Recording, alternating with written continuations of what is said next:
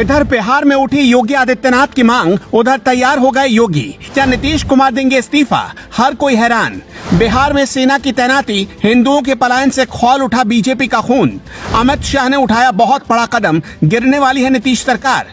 तेजस्वी ने छोड़ दिया साथ, क्या अब दूसरे योगी को मुख्यमंत्री बनाएगी बीजेपी?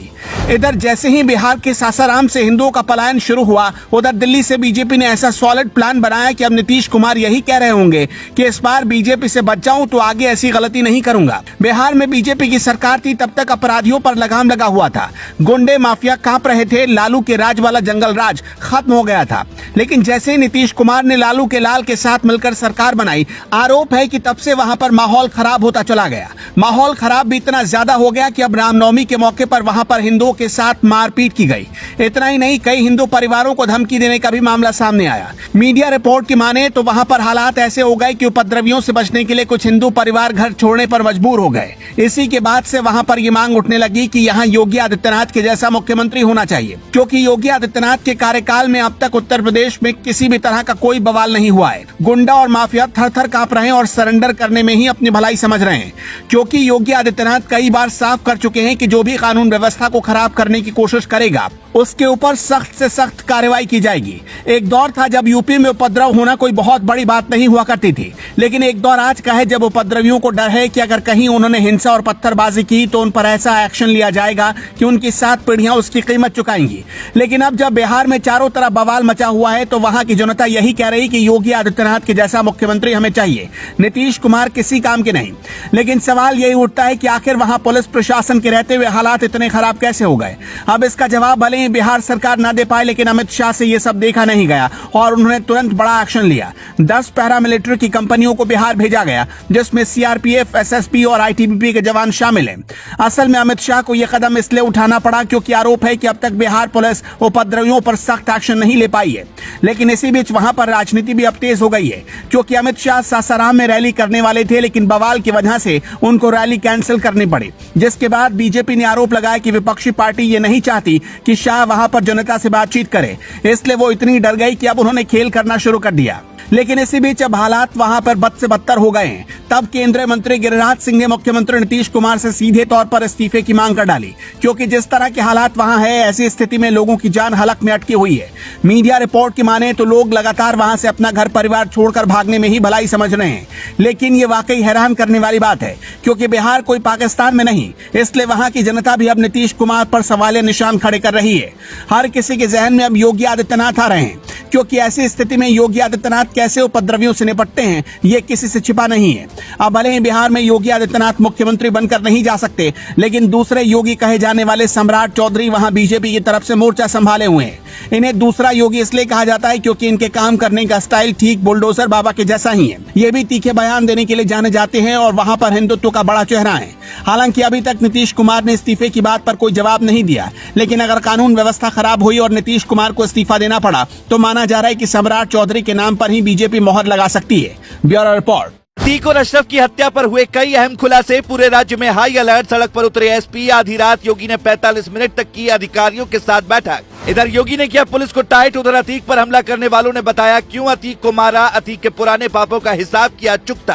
तीनों हमलावरों को किसने पहुंचाई मदद, प्रयागराज में कैसे पहुंचे, अतीक से क्या थी दुश्मनी, हर एक राज का पर्दाफाश। योगी ने कहा अब्बा फैलाएंगे तो जेल जाएंगे। इधर जैसे ही प्रयागराज में अतीक अहमद की गोली मारकर हत्या की गई, उधर दिल्ली तक बात पहुंच गई, जिसके बाद आधी रात को योगी आदित्यनाथ ने बड़े अधिकारियों को बुलाया और करीब 45 मिनट तक बैठक चली। इसके बाद योगी आदित्यनाथ ने एक बड़ा फैसला ले लिया। क्या है वो फैसला, आपको आगे बताएंगे। उससे पहले जिन 3 लोगों ने अतीक अहमद को मौत के घाट उतारा, उन्होंने क्या कहा वो जान लीजिए। अतीक अहमद पर 100 से ज्यादा मुकदमे दर्ज थे और करीब उसके 500 दुश्मन भी थे। जिन लोगों को अतीक अहमद ने बर्बाद किया था, उनकी नजर अतीक की जान पर ही थी। अतीक अहमद को भी ये बात अच्छे से पता थी और उसे रह रहकर ये डर सता रहा था कि अगर उत्तर प्रदेश में रहा तो मार दिया जाएगा। लेकिन जब उसके बेटे असद को ढेर किया तो यही लग रहा था कि शायद अतीक की जिंदगी ठीक हो जाएगी, लेकिन उसके कुछ ही देर बाद उसकी जिंदगी ही खत्म हो गई। अतीक अहमद जीते जी अपने बेटे की कब्र तक तो नहीं पहुँच पाया, लेकिन अब मरने के बाद वो जरूर उसकी कब्र के पास ही दफनाया जाएगा। पुलिस ने भी अतीक पर हमले की आशंका जताई थी और हुआ भी वही। अतीक अहमद को गोलियों से भून दिया गया, लेकिन जिन 3 आरोपियों ने अतीक अहमद को गोली मारी, उन्होंने तुरंत सरेंडर भी कर दिया। जिसके बाद पुलिस ने उनसे पूछताछ की, तब चौंकाने वाले खुलासे हुए। बताया गया कि तीनों आरोपी उत्तर प्रदेश के ही रहने वाले हैं। और वो पहले भी कुछ मामलों में जेल जा चुके हैं। पुलिस पूछताछ में उन्होंने अतीक को क्यों मारा, इसकी वजह भी बताई। दैनिक जागरण की एक रिपोर्ट के मुताबिक तीनों आरोपियों ने एक साझा बयान दिया, जिसमें उन्होंने कहा कि माफिया अतीक का पाकिस्तान से संबंध था। उसने और उसके गैंग में शामिल सदस्यों ने तमाम निर्दोष लोगों का कत्ल किया था। अतीक जमीन हड़पने के लिए हत्या करता था और विरोध में गवाही देने वालों को भी नहीं छोड़ता था। उसका भाई अशरफ भी ऐसा करता था, इसलिए हमने दोनों को मार डाला। यानी साफ है कि अतीक ने जिन लोगों से दुश्मनी मोल ले रखी थी, उन्होंने ही उसके चैप्टर को क्लोज कर दिया। एक दौर था जब अतीक अहमद का सिक्का पूरे यूपी में बोलता था, अपराध की दुनिया का बादशाह हुआ करता था। लेकिन जब उम्र ढल गई तो जिन लोगों के घर को उसने उजाड़ा था, उन लोगों ने भी बदला लेने का प्लान बनाया और शायद अतीक को मौत के घाट उतार कर उनका बदला पूरा हो गया। आपको बता दें कि रात 10:35 के आसपास अतीक को 3 हमलावरों ने मिलकर गोली मारी थी। तीनों पत्रकार बनकर सड़क पर आए हुए थे और उन्होंने अतीक अहमद से सवाल जवाब किया और जैसे ही उसने जवाब देना शुरू किया, उसके सिर में कई गोलियां मारी गई। उस पर हुआ हमला इतना जोरदार था कि अतीक अहमद तुरंत जमीन पर गिरा और वहीं पर मर गया। लेकिन जैसे ही अतीक अहमद की मौत हुई, उत्तर प्रदेश में हाई अलर्ट जारी कर दिया गया ताकि किसी भी तरह का बवाल न किया जा सके।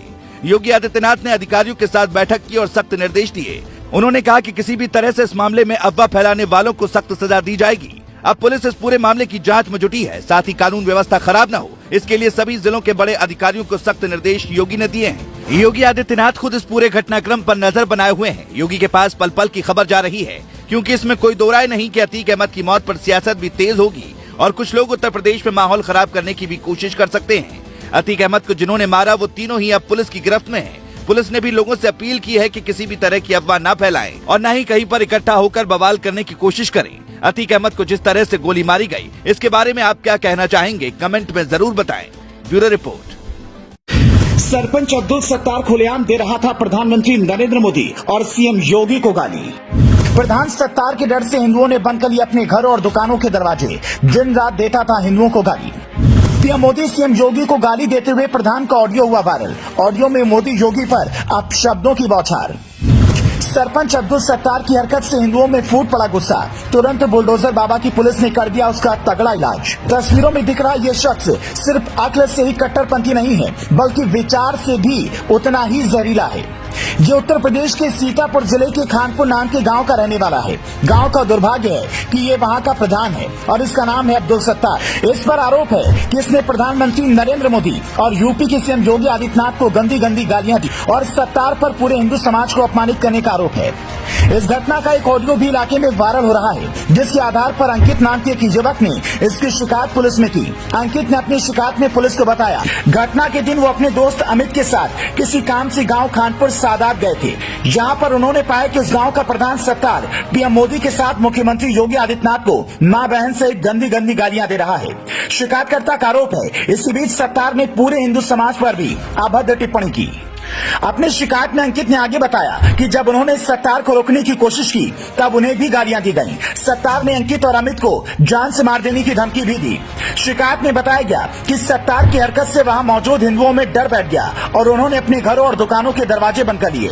बताया ये भी गया कि प्रधान द्वारा दी गई गालियों को सुनकर स्थानीय हिंदू समाज के लोगों में गुस्सा भी है।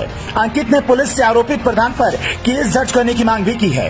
अंकित की शिकायत पर पुलिस ने आरोपित ग्राम प्रधान सत्तार पर आईपीसी की धारा 504, 506, 295A और दंड विधि संशोधन 2013 की धारा 7 के तहत केस दर्ज कर लिया है और शिकायत के तुरंत बाद पुलिस ने छापेमारी करके सत्तार को गिरफ्तार भी कर लिया, जहां से आगे की कार्रवाई के लिए उसे अब अदालत भेज दिया गया है। अब कानून सत्तार को इस घृणा फैलाने वाले काम के लिए क्या सजा देता है, ये देखना दिलचस्प होगा। अब इसको लेकर आपकी क्या राय है? इससे प्रधान सत्तार को किस तरह की सजा मिलनी चाहिए, आप हमें कमेंट में बता सकते हैं। तेजस्वी ने छोड़ दिया साथ, क्या अब दूसरे योगी को मुख्यमंत्री बनाएगी बीजेपी? इधर जैसे ही बिहार के सासाराम से हिंदुओं का पलायन शुरू हुआ, उधर दिल्ली से बीजेपी ने ऐसा सॉलिड प्लान बनाया कि अब नीतीश कुमार यही कह रहे होंगे कि इस बार बीजेपी से बच जाऊं तो आगे ऐसी गलती नहीं करूंगा। बिहार में बीजेपी की सरकार थी, तब तक अपराधियों पर लगाम लगा हुआ था, गुंडे माफिया कांप रहे थे, लालू के राज वाला जंगल राज खत्म हो गया था। लेकिन जैसे ही नीतीश कुमार ने लालू के लाल के साथ मिलकर सरकार बनाई, आरोप है कि तब से वहां पर माहौल खराब होता चला गया। माहौल खराब भी इतना ज्यादा हो गया कि अब रामनवमी के मौके पर वहां पर हिंदुओं के साथ मारपीट की गई। इतना ही नहीं, कई हिंदू परिवारों को धमकी देने का भी मामला सामने आया। मीडिया रिपोर्ट की माने तो वहां पर हालात ऐसे हो गए कि उपद्रवियों से बचने के लिए कुछ हिंदू परिवार घर छोड़ने पर मजबूर हो गए। इसी के बाद से वहां पर ये मांग उठने लगी कि यहाँ योगी आदित्यनाथ के जैसा मुख्यमंत्री होना चाहिए, क्योंकि योगी आदित्यनाथ के कार्यकाल में अब तक उत्तर प्रदेश में किसी भी तरह का कोई बवाल नहीं हुआ है। गुंडा और माफिया थर थर कांप रहे हैं और सरेंडर करने में ही अपनी भलाई समझ रहे हैं, क्योंकि योगी आदित्यनाथ कई बार साफ कर चुके हैं कि जो भी कानून व्यवस्था को खराब करने की कोशिश करेगा उसके ऊपर सख्त से सख्त कार्रवाई की जाएगी। एक दौर था जब यूपी में उपद्रव होना कोई बहुत बड़ी बात नहीं हुआ करती थी, लेकिन एक दौर आज का है जब उपद्रवियों को डर है कि अगर कहीं उन्होंने हिंसा और पत्थरबाजी की तो उन पर ऐसा एक्शन लिया जाएगा कि उनकी 7 पीढ़ियां उसकी कीमत चुकाएंगी। लेकिन अब जब बिहार में चारों तरफ बवाल मचा हुआ है तो वहां की जनता यही कह रही कि योगी आदित्यनाथ के जैसा मुख्यमंत्री हमें चाहिए, नीतीश कुमार किसी काम के नहीं। लेकिन सवाल यही उठता है कि आखिर वहां पुलिस प्रशासन के रहते हुए हालात इतने खराब कैसे हो गए। अब इसका जवाब भले ही बिहार सरकार न दे पाए, लेकिन अमित शाह से ये सब देखा नहीं गया और उन्होंने तुरंत बड़ा एक्शन लिया। 10 पैरामिलिट्री की कंपनियों को बिहार भेजा गया, जिसमें सीआरपीएफ, एसएसपी और आईटीबीपी के जवान शामिल हैं। असल में अमित शाह को यह कदम इसलिए उठाना पड़ा क्योंकि आरोप है कि अब तक बिहार पुलिस उपद्रवियों पर सख्त एक्शन नहीं ले पाई है। लेकिन इसी बीच वहां पर राजनीति भी अब तेज हो गई है, क्योंकि अमित शाह सासाराम में रैली करने वाले थे, लेकिन बवाल की वजह से उनको रैली कैंसिल करनी पड़ी, जिसके बाद बीजेपी ने आरोप लगाया कि विपक्षी पार्टी ये नहीं चाहती कि शाह वहां पर जनता से बातचीत करे, इसलिए वो इतनी डर गई कि अब उन्होंने खेल करना शुरू कर दिया। लेकिन इसी बीच अब हालात वहां पर बद से बदतर हो गए हैं। तब केंद्रीय मंत्री गिरिराज सिंह ने मुख्यमंत्री नीतीश कुमार से सीधे तौर पर इस्तीफे की मांग कर डाली, क्योंकि जिस तरह के हालात वहां है, ऐसी स्थिति में लोगों की जान हलक में अटकी हुई है। मीडिया रिपोर्ट की माने तो लोग लगातार वहां से अपना घर परिवार छोड़कर भागने में ही भलाई समझ रहे हैं। लेकिन ये वाकई हैरान करने वाली बात है, क्योंकि बिहार कोई पाकिस्तान में नहीं, इसलिए वहां की जनता भी अब नीतीश कुमार पर सवालिया निशान खड़े कर रही है। हर किसी के जहन में अब योगी आदित्यनाथ आ रहे हैं, क्योंकि ऐसी स्थिति में योगी आदित्यनाथ कैसे उपद्रवियों से निपटते हैं ये किसी से छिपा नहीं है। अब भले ही बिहार में योगी आदित्यनाथ मुख्यमंत्री बनकर नहीं जा सकते, लेकिन दूसरे योगी कहे जाने वाले सम्राट चौधरी वहां बीजेपी की तरफ से मोर्चा संभाले हुए हैं। इन्हें दूसरा योगी इसलिए कहा जाता है क्योंकि इनके काम करने का स्टाइल ठीक बुलडोजर बाबा के जैसा ही है। ये भी तीखे बयान देने के लिए जाने जाते हैं और वहां पर हिंदुत्व का बड़ा चेहरा है। हालांकि अभी तक नीतीश कुमार ने इस्तीफे की बात पर कोई जवाब नहीं दिया।